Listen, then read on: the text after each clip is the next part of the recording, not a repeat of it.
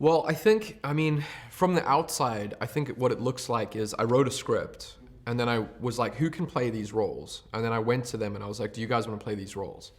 Where that's not what happened at all. What happened was I was a fan of their music and a fan of all of the imagery connected to them.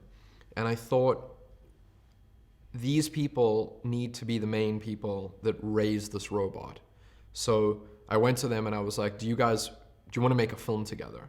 And then they were like, yes. And then I wrote the script and I did everything else. So they were connected to it right from the beginning, you know. Even beyond just acting in it, I wanted their look and their visuals to be like all over the place. Have you been there? No. Yeah, it's pretty dirty. Yeah. I don't know. I mean, South Africans, sometimes they think I'm wrong.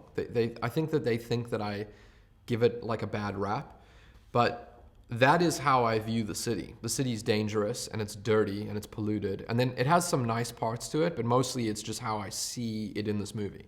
My view of Joburg is like Chappie.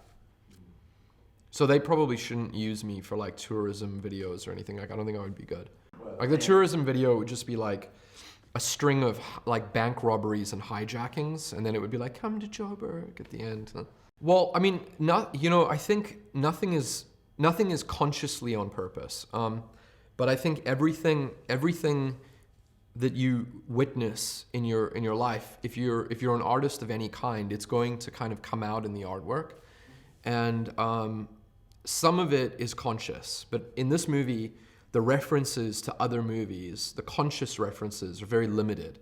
So, for example, when I was a kid, He-Man was like a huge deal to me, right? Like when we actually got a VHS machine and we would go to the video store, like I guess I must have been like 5 or something, 6. If I could rent He-Man, it was like mind-blowing to me, right? So I wanted Chappie to have the same experience that I had. So I was like, well, he should watch He-Man. But that's almost the only thing in the movie that was a conscious choice, where I think everything else is a subconscious amalgamation of influences.